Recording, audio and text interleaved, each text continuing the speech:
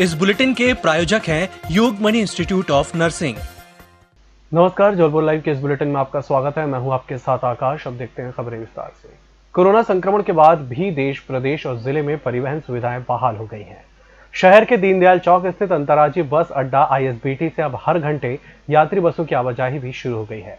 बावजूद इसके ISBT के सामने यात्री सुविधाएं दम तोड़ रही हैं। नागरिकों को बसों में ज्यादा किराया देकर भी जैसे तैसे सफर करना पड़ रहा है। बस यात्रियों ने बताया कि रात 9 बजे अंतर्राज्यीय बस स्टैंड पर पहुंचे, तब यहां से मिर्जापुर इलाहाबाद जाने की कोई बस नहीं थी। इंक्वायरी विंडो पर जाने के बाद पता चला कि रात 11:30 बजे बस आएगी।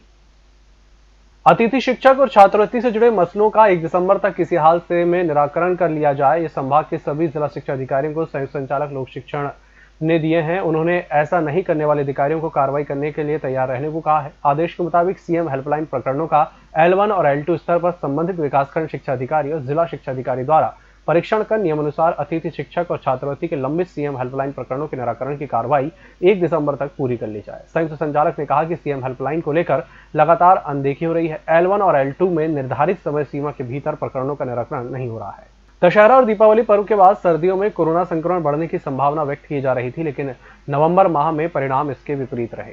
पूरे माह में जिले में 1452 नए संक्रमित मरीज मिले, जबकि इसकी तुलना में 1446 मरीज स्वस्थ होकर घर लौटे। यानी नवंबर माह का रिकवरी रेट 99.58% रहा। कोरोना संक्रमण से अब तक जिले में 14,259 लोग संक्रमित हैं। जबलपुर के मालगोदाम स्थित राजा शंकर शाह रघुनाथ शाह की प्रतिमा स्थल के सामने गोंडवाना संरक्षण संघ द्वारा केंद्र सरकार के विरोध में प्रदर्शन किया गया। गोंडवाना संरक्षण संघ के पदाधिकारियों और कार्यकर्ताओं ने विरोध करते हुए कहा कि केंद्र सरकार द्वारा जो किसान विरोधी बिल काला कानून लाया गया है, उसे जल्द वापस लिया जाए।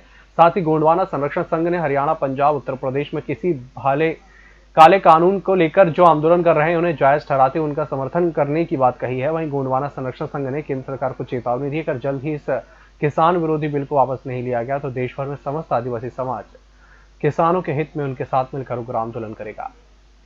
गुरु नानक देव जी और मुइज़ुद्दीन चिश्ती साहब, इन्होंने देश के लिए एक प्रेम का संदेश दिया था और यह संदेश से यह देश आध्यात्मिक देश के साथ आधुनिक देश भी है। लेकिन जिस प्रकार से भारत में जो चल रहा है कृषकों के साथ, वो प्रेम का संदेश नहीं है। ये केंद्र सरकार की जो नीति है वो किसान के खिलाफ में है, देश के नौजवानों के खिलाफ में है, देश के कर्मचारियों के खिलाफ में है, आदिवासियों के खिलाफ में नीति है, इनकी मजदूरों के खिलाफ में नीति है। हम गढ़ा गोंडवाना संरक्षण संघ की ओर से पंजाब के सारे किसान लोग जो आंदोलन कर रहे हैं, हरियाणा के जो किसान आंदोलन कर रहे हैं, उत्तर प्रदेश के जो लोग आंदोलन कर रहे हैं किसान लोग, हम भी मध्य प्रदेश के आदिवासी किसान उनका समर्थन करते हैं। सामाजिक संगठनों के बाद अब हाथी की मौत के मामले में राजनीतिक दल भी दोषी अधिकारियों और लोगों के खिलाफ FIR दर्ज करने की मांग उठा रहे हैं। गौरतलब है कि रास्ता भटक के आए हाथियों के दल में से एक हाथी बलराम की मौत करंट वाली फेंसिंग की चपेट में आने से हो गई थी, जिसके बाद सामाजिक संगठन लगातार हाथी की मौत पर सवाल उठा रहे हैं। आज राजनीतिक पार्टी आम आदमी पार्टी के संयोजक कलेक्टर जबलपुर से मिलने पहुंचे। उन्होंने ज्ञापन के रूप में मांग की कि हाथी की मौत सुनियोजित षड्यंत्र था, जिसके कारण हाथी मारा गया। अतः इस पूरे मामले की जांच कर दोषी अधिकारियों लोगों के खिलाफ मामला दर्ज किया जाए। वन विभाग की लापरवाही जो एक हाथी की हत्या की गई है जानबूझकर, उनके वन अधिकारी DFO, बरगी रेंज के अधिकारी और फॉरेस्ट टास्क फोर्स के अधिकारियों को FIR दर्ज कराने की मांग को लेकर जबलपुर के DM से मुलाकात हुई। उन्होंने आश्वासन दिया है कि इस पर कार्रवाई होगी। निश्चित ये सामने देखने आ रहा है कि जबलपुर में कुछ दिनों से वन विभाग के अधिकारियों के साथ मिलकर जंगल के जानवरों की हत्या करवाई जा रही है। और ये हाथी तो सामने साफ दिख रहा है कि हाथी मरा हुआ हाथी भी 1.25 लाख के बराबर होता है। इसमें बिल्कुल 100% वन विभाग के अधिकारी शामिल हैं और हमने मांग की है कि इसमें FIR दर्ज की जाए। DFO, रेंजर और बरगी रेंज के जो दोषी अधिकारी है, अगर FIR नहीं होती है तो 3 दिन में हम वन विभाग के ऊपर तालाबंदी करेंगे जगाने के लिए। बुलेटिन वक्त छोटे से ब्रेक का जल्द हाजिर होंगे। Yogmani institute of nursing, Jamdar hospital, Jabalpur. Nursing के क्षेत्र में करियर बनाने का सुनहरा अवसर। प्रवेश प्रारंभ BSc nursing, post basic BSc nursing, GNM। पता 198/2 Raigwa, ward number 72, Arihant warehouse के पीछे, पाटन बाईपास चौक के पास, जबलपुर। होटल गौरीश्री भोपाल शहर के बीचों बीच स्थित ठहरने की सर्व सुविधा युक्त जगह है। Room available in affordable prices और facilities, free wifi, AC, TV, parking, security, lift, full sanitised room, toiletry kit. Hotel Gaurishi, hall number 8, Chittor complex, MP Nagar, zone 1, Bhopal. Phone number 7898128620। Break के बाद एक बार फिर से आपका स्वागत है। जबलपुर में एक बार फिर तेजी से सामने आ रहे कोरोना संक्रमण के मरीजों को देखते हुए बुजुर्गों को लेकर जिला प्रशासन और स्वास्थ्य विभाग की चिंता बढ़ गई है। सर्द सीजन में बुजुर्गों को कोरोना से बचाने के लिए जिला प्रशासन और स्वास्थ्य विभाग ने 50 साल से अधिक उम्र के व्यक्तियों को सतर्क रहने और उनकी सेहत की जानकारी देने के लिए वेबसाइट की लिंक शेयर की है, जिसमें बुजुर्गों से अपने संबंध में पूरी जानकारी देने को कहा गया है। जिला प्रशासन ने अब ऐसे करीब 60,000 बुजुर्गों को चिन्हित भी कर लिया है।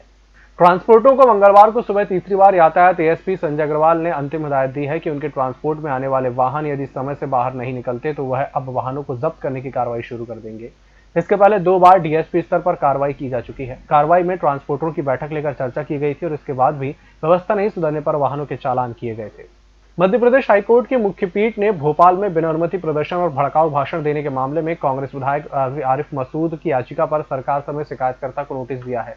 कोर्ट ने सरकार समेत शिकायतकर्ता से 4 हफ्ते में जवाब मांगा है। याचिका में आरिफ मसूद ने उन पर 4 नवंबर को दूसरी बार FIR दर्ज रद्द करने की मांग की थी। भोपाल से कांग्रेस विधायक आरिफ मसूद ने दलील दी है कि उन्होंने सभा में कोई भड़काऊ धार्मिक भावनाओं को भड़काने वाले जैसे भाषण नहीं दिए, इसलिए एक वक्त में एक ही स्तर पर 2 अलग-अलग FIR न्यायसंगत नहीं है। रेलवे प्रशासन 1 दिसंबर से मदन महल अंडरब्रिज बंद हो गया है। यहाँ गोंदिया ब्रॉडगेज के लिए नई लाइन बिछाई जा रही है और अंडरब्रिज की लंबाई बढ़ाई जा रही है। मदन महल अंडरपास बंद होने का असर आज शास्त्री ब्रिज होम साइंस मार्ग पर स्पष्ट देखने को मिला, जबकि गिलौआ रेलवे क्रॉसिंग की ओर जाने वाले मार्ग पर डायवर्ट होते हुए यातायात का कोई दबाव नजर नहीं आया। शास्त्री की रेड लाइट क्रॉसिंग से लेकर होम साइंस कॉलेज तक सुबह से लेकर रात तक वाहनों की लंबी लाइन लगती रही। 1 दिसंबर से देश में कई बदलाव हो गए हैं। जबलपुर की बात करें तो सबसे बड़ा बदलाव यहां से संचालित ट्रेनों की टाइमिंग में हो रहा है।